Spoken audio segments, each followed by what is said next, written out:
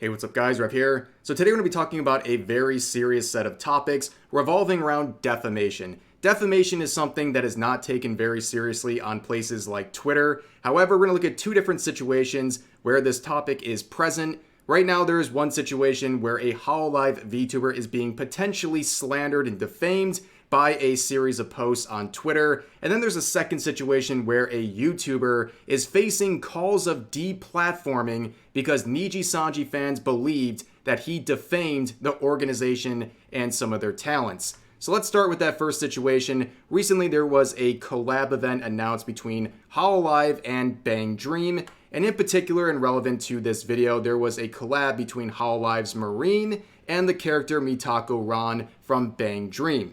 Now, someone made this subtweet about the situation saying, "What do you mean the Hololive member Ron collabed with is a pedo? What?" And this tweet has around 7,000 views. Of course, insinuating a member of Hololive is a predator with no evidence, of course. Now, at least for the moment, this is a subtweet, but of course, they would shoot themselves in their own foot and directly name Marine as the person in the replies to the original tweets. Now, a lot of people saw this tweet go live, and this is the reaction. You can read the replies on the tweet. It's a lot of people shocked by this claim, and some people even believing that. That's a pretty big deal, right? You would think something like this would be taken very seriously, and it should be. And as people like Chris have pointed out, who cares if this is a joke or satire or whatever? It's still having the effect. People are believing this within the Bang community, and they think that Marine is potentially a predator based on tweets like that. That is not okay. You are hurting the reputation of Marine, Hololive, and this event by making these tweets. It's a very serious thing to do. And unfortunately for users like that, Cover Corp, the management behind Hololive, has increased their efforts over the past couple of years to combat defamation of their organization and their talents. And even worse timing, only a day ago, they reaffirmed their stance and their goal to pursue these countermeasures against defamation with this tweet. And if you clicked on the article, they were talking about how in 2023, there was 14 different instances where they had disclosure requests fulfilled, where people, including Twitter users, were legally challenged by Cover Corp, where they ended up having to provide compensation for damages done, as well as having some of their accounts taken down or refrain from talking about Hololive or any of their livers. And this is something that's not just about domestic, this is overseas as well. All of the talents in Hololive will be protected by this anti-defamation policy, and they will take legal action against people on social media trying to harass and defame these talents. And you can see they end with this statement right here saying, "Cover Corp will continue to improve our internal structure and strengthen cooperation between our legal advisors and judicial institutions, taking stringent measures against defamation and any other malicious acts towards our talents, and providing a safer working environment for our talents." And looking back at the tweets we covered, I mean, it looks a lot like defamation. I'm not a lawyer. I'm not saying with 100% certainty that it is, but a lot of people are reasonably looking at tweets like that and considering them slander and defamation because they are hurting the reputation of Marine, Hololive, and the event and the collaboration with Bang. Now, that is an example of what people can consider defamation. Let's look at an example of something that is not defamation. So we're going to be focusing on the YouTuber Kyo. He is a VTuber who covers VTuber-related news and drama, and recently he has been facing a call from people who want him deplatformed. And it has to do with a recent video, this one in particular, where he talked about some recent situations going on with Nijisanji. Now, in the video, he talks about how the Selene situation occurred where she had a cover song that went out on Christmas Day. Eventually, it was taken down by management over some issues regarding permissions of people involved with the project. And then she was hospitalized and then released. And basically, that situation coupled with Pomu's graduation shortly after, there's been a lot of criticism and attention on Nijisanji and their management over the past couple of weeks. And in reaction to some of that criticism, another Nijisanji EN VTuber, Enna, came forward to make this tweet saying, "Please respect everybody in Nijisanji EN, respect my senpais and my kohais. They're all working hard in their own ways, and they are all a part of Niji, whether you watch them or not. You can celebrate or grieve without putting others down. Practice being mindful of your words.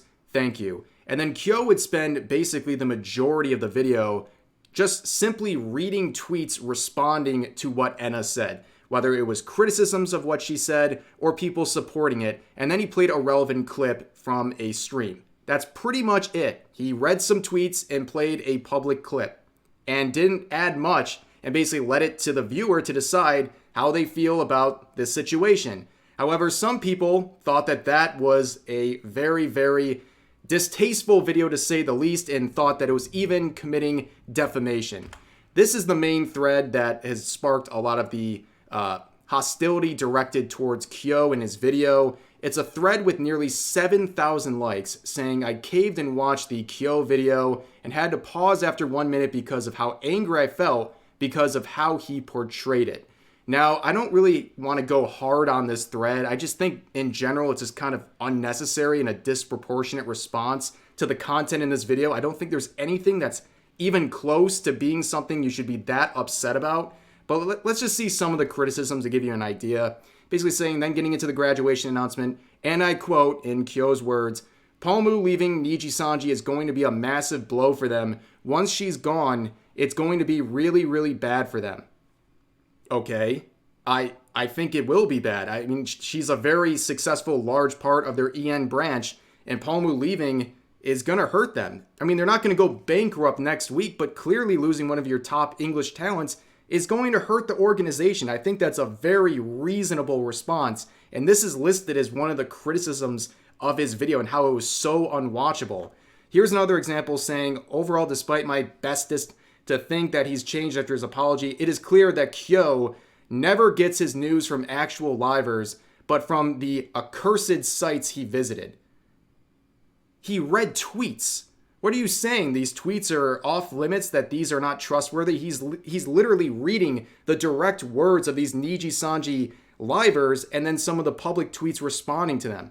That is not some off-brand site. That is Twitter. I don't understand what they're trying to get at. It just seems like a reach to me, honestly.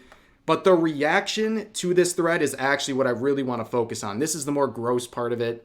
So you have people like this. This is the highest liked comment saying, "I think we can report the video if they mentioned PLs, right? I mean, defamation is another thing, but that part definitely is a big no, especially for corpo streamers." And this tweet is a lot more direct. It is a quote of the original post saying, "This video summary genuinely made me furious. I need people to report it for slander because the amount of information excluded and viewed uncharitably is pissing me off."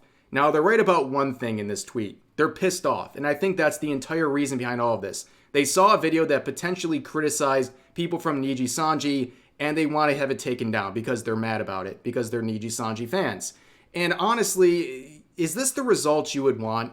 Because if people went and falsely reported this video and got it taken down, do you think that would actually stop harassment being directed towards Nijisanji? Do you think that would help their image? Because I'm telling you, if his video got falsely taken down, it's going to be a nightmare for Nijisanji and their management. And oftentimes, that'll trickle down to the livers. Even if that's unfairly, it's just the result of bad PR things happening with the agency. I don't know why you would want his video falsely taken down. In fact, that's happened to Kyo before. If you guys remember, he had 10 or 20 videos falsely strike down by Nijisanji and Any Color, and that was a horrible PR nightmare for them. However, this situation is even worse because his video would be taken down, Nijisanji would be blamed for it, and also the community would be blamed for it, and they would be considered a bunch of rabid fans who are falsely reporting videos that are criticizing Nijisanji.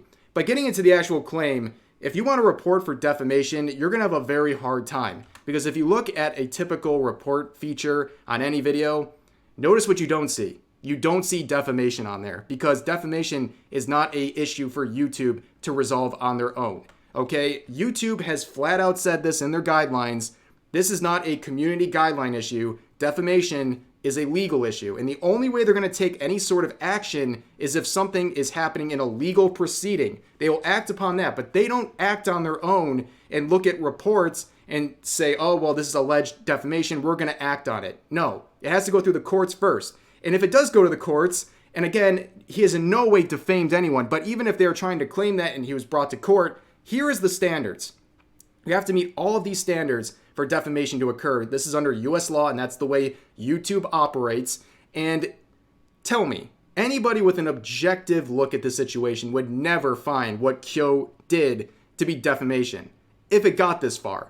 It's just crazy that people think they're so confident and they're so willing to make these false reports where all they're doing is clogging up the report system and they're wasting everybody's time, because what he's doing is not defamation and it's not violating any of YouTube's guidelines.